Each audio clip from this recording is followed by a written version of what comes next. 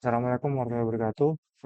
Perkenalkan nama saya Faisal Fasraf dengan NIM 2424 10 10 2017.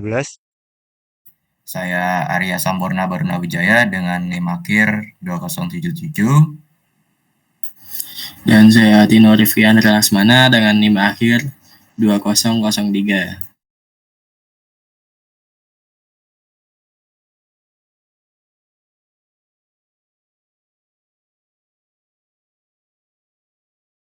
Pada kesempatan kali ini, kami akan mempresentasikan tentang tugas akhir administrasi sistem, yaitu implementasi web server, DNS server, dan juga DB server pada 3 device yang berbeda.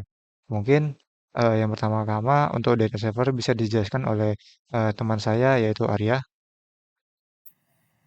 Oke, baik. Pada konfigurasi 3 device itu, bagian DNS ini dimulai dari device user bernama sama, karena device inilah yang ditugaskan sebagai DNS servernya. Langkah pertama yang dilakukan adalah menginstal layanan bin 9. Lalu setelah menginstal bin 9 itu, status layanan itu diperiksa melalui name service. Dan buat memastikan bahwa DNS server itu sudah berjalan dan siap dipakai, dilakukan pengecekan IP address pada device user sama.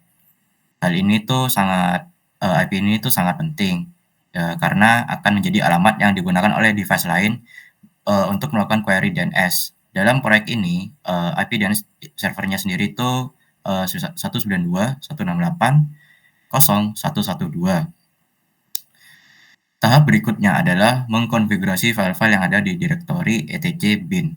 Pada file name conf option, server DNS itu diatur agar mengizinkan query dari jaringan manapun dan mengaktifkan recursion serta menambahkan DNS Google 888 dan 8844 sebagai resolver tambahan. Hal itu berguna buat DNS servernya itu tetap bisa menyelesaikan query yang tidak ada di dalam database-nya.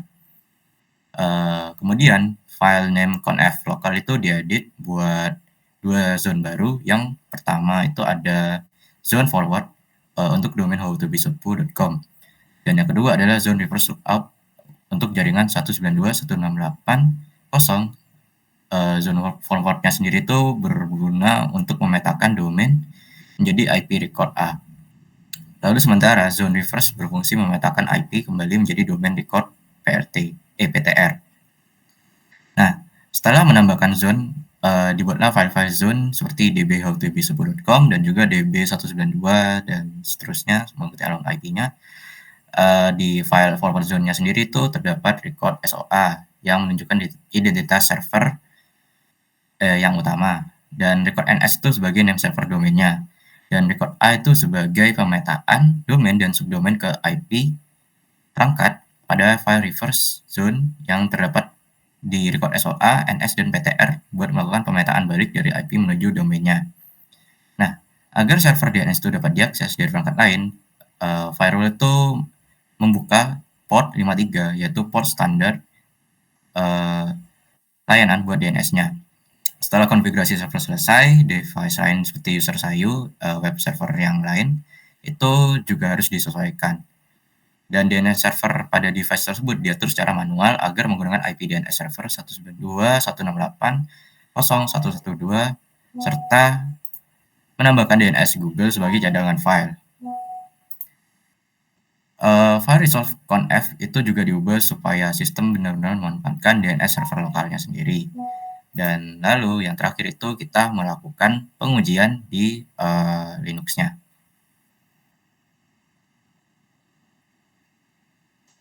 Nah, di pengujian ini kita itu menggunakan ping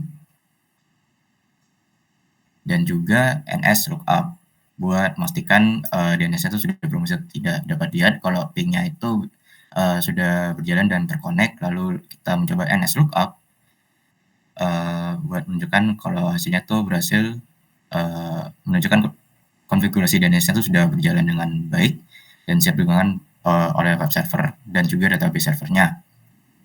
Terlihat itu ada server serta address-nya dan juga name serta address-nya lagi seperti itu. Saya kembalikan lagi kepada Faiz.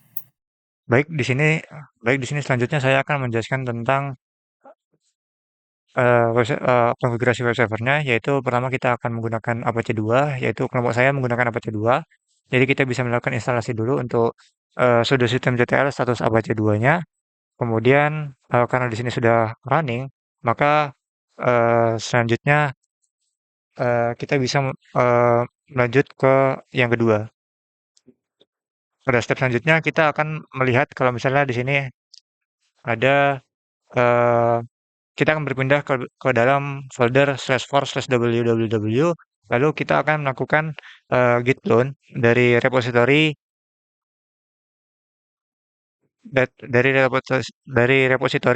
milik websitenya kita. Di sini seperti pada gambar. Kemudian kita akan melakukan memberikan akses kepada folder tersebut, yaitu dengan menggunakan sudo chown dan juga sudo chmod. Selanjutnya kita akan berpindah ke folder /etc/apache2/set available.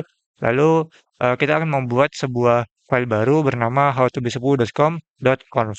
Di sini kita akan melakukan edit, yaitu kita akan merubah membuat server name-nya itu bernama howtobesepuh.com dan server aliasnya yaitu www.howtobesepuh.com.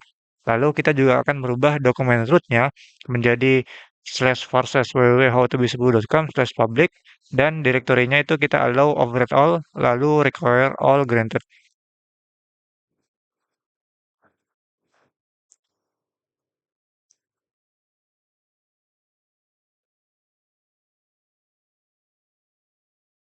Selanjutnya kita menuju ke dalam masih di dalam /etc/apache/available. Kita akan melakukan enable ke file tadi yang sudah kita rubah dan kita akan melakukan menggunakan A2 inside dan kita akan melakukan memperbolehkan rewrite-nya menggunakan A2 nmod. Lalu kita akan melakukan reload Apache 2-nya.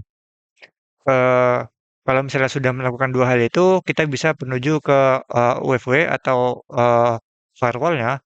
Kita bisa menambahkan rule supaya bisa ngallow Apache-nya menggunakan sudo UFW allow Apache full. Dan di sini sudah terlihat pada gambar sudah oke semua ya. Lalu kita akan melakukan key generate di sini sebagai step terakhir uh, dalam konfigurasinya. Di sini saya akan melakukan uji melalui Firefox-nya. Kita akan search howtobesepuh.com dan di sini kami mengalami handle request dan kami merasa kalau misalnya ini tuh bukan kendala dari penyambungan DNS dan juga web server kami, tapi ini pure dari kendala file yang kami miliki. Karena kalau kami tes di sini menggunakan tes.php itu berhasil menunjukkan full dari publiknya, yang artinya sebenarnya sudah bisa membaca dari publik, namun ada kendala di dalam dalam file-file PHP kami. Mungkin selanjutnya bisa dijelaskan oleh teman saya bernama Tino.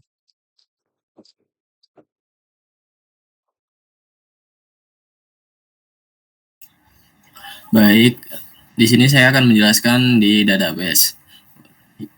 Sebelumnya kita akan melakukan setting terhadap database server, yaitu yang pertama install dulu MariaDB. Karena di sini statusnya sudah running, kita akan menggunakan di sini normalnya menggunakan MySQL Secure Installation, tapi tidak available di Linux sekali. Jadi kita melakukan setting manual. Tidak lupa juga kita bin address-nya kita ganti menjadi 0.0.0.0. Dan untuk buat user baru dengan Sima sebagai DB usernya menggunakan 192.168.0.113 untuk IP dari web servernya, karena kita akan remote akses dari web server user Sayu. Di sini sebenarnya kita bisa setting untuk IP-nya menjadi persen sehingga bisa diakses oleh IP mana saja.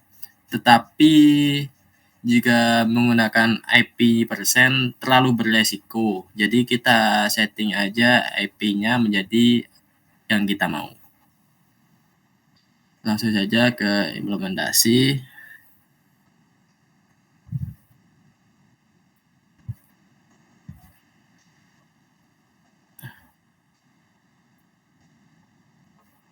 Nah, di sini berarti berhasil remote access, yang artinya database sudah tersambung ke web servernya.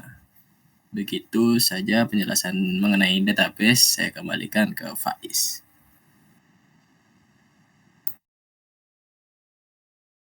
Baik, mungkin cukup sekian dari penjelasan kelompok kami tentang implementasi web server, DNS, dan juga database server pada 3 divisi yang berbeda.